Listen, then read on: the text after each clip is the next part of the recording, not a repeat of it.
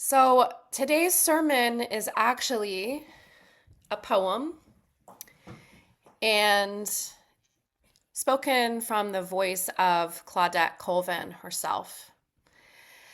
And while a white person, a person of my generation and privilege, could never know the internal experience or speak personally from that internal experience of someone who's Black, who's marginalized in a particular way, who has lived through segregation, I also felt that I shouldn't not honor Claudette Colvin by not allowing this piece of poetry to come through. So my sermon for you today is in the form of a poem, taking a little bit of a risk here today. So just receive this creative expression, and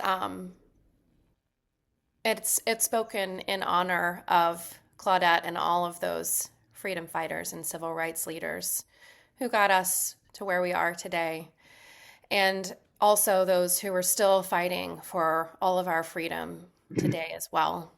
And I will lift up, before I begin, my source for the history, which greatly informed this writing, which is a website called A Mighty Girl, which told the history of Claudette and always lists lots of books and reading materials for different ages. So from the youngest through the middle school, high school, and adult. So A Mighty Girl website is a really great website that gives literature and resources and history of the feminist experience.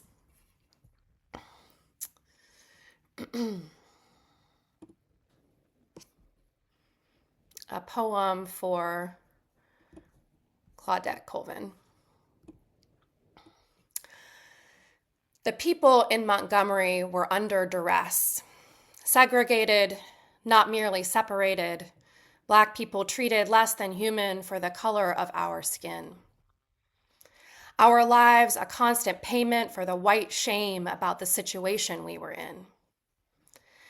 I was 15 years old enough to understand, to ride the bus alone, to make decisions on my own, like whether I would stand or remain seated for what I believed in. You see, I'd been learning in school about Harriet Tubman's Sojourner Truth, ancestors whose persistence made a difference, who sat on my shoulders as partners in resistance. So when the driver said, "Get up," I stayed seated. When he said, "Rise," I rooted, not retreated, and though I must have looked alone, what glued me to my seat was not just me. "Sit down, girl," they said in either ear as their hands pressed on my shoulders, a force greater than my fear. And as I listened, their truth rang loud and clear, a melody with harmony more beautiful than angel wings, a tune greater than the false laws that weak men passed, an offense to our Creator. Daddy didn't sleep that night with me in jail. Officers dragged me backwards down the bus aisle to my cell, charged me with violation of segregation, a law of man, yet said nothing about whether that law could stand to be tested against the rubric of the Spirit.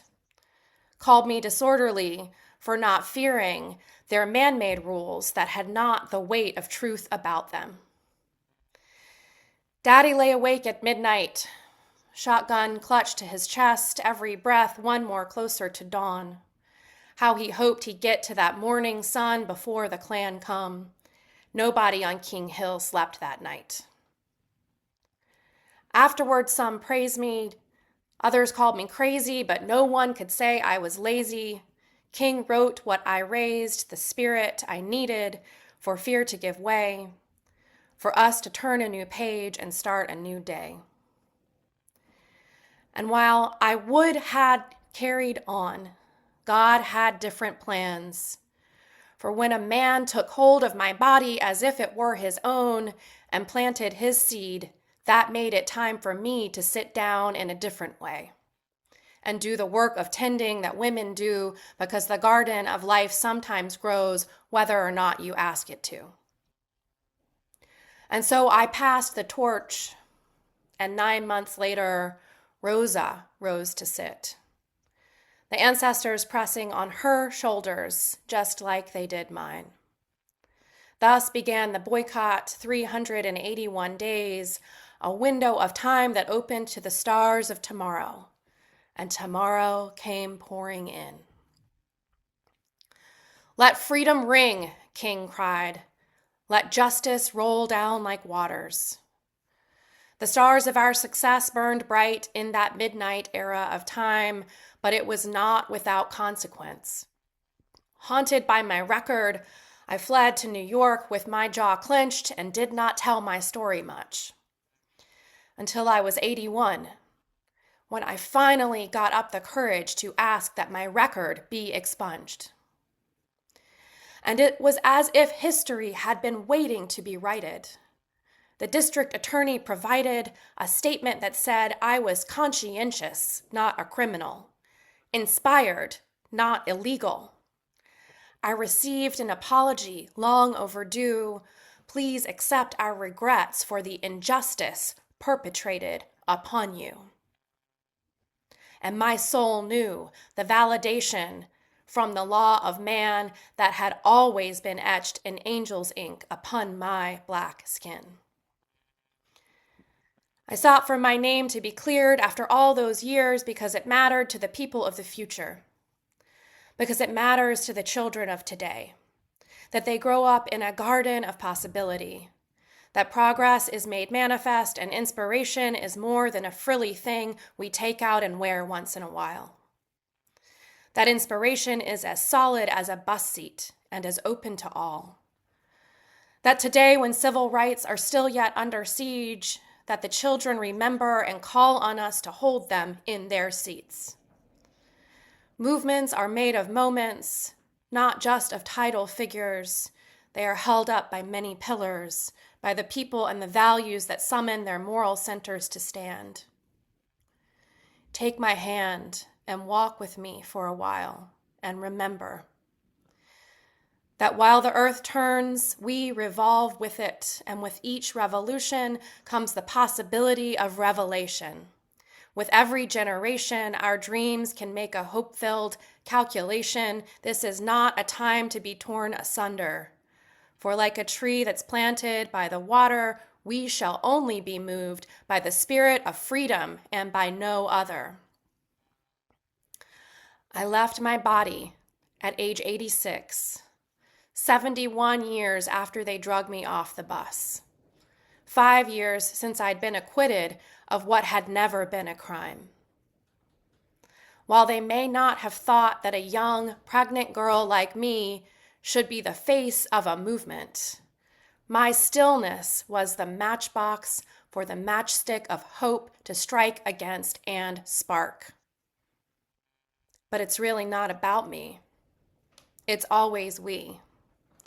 We shall not be moved. We are on our way. We shall overcome. Lift every voice and sing. Let freedom ring. It's not just me, not just Rosa, not just King. And it's not just you or the leaders of these times either. It's not just Rachel Good or Keith Porter or Liam Ramos or Alex Preddy. It's all of us sitting on that rainbow arc and ready till we slide down to the golden glory that awaits us when we love our neighbors as ourselves and wrap the fabric of freedom around every heart to keep our nation warm. Sometimes we must sit for a while until we rise.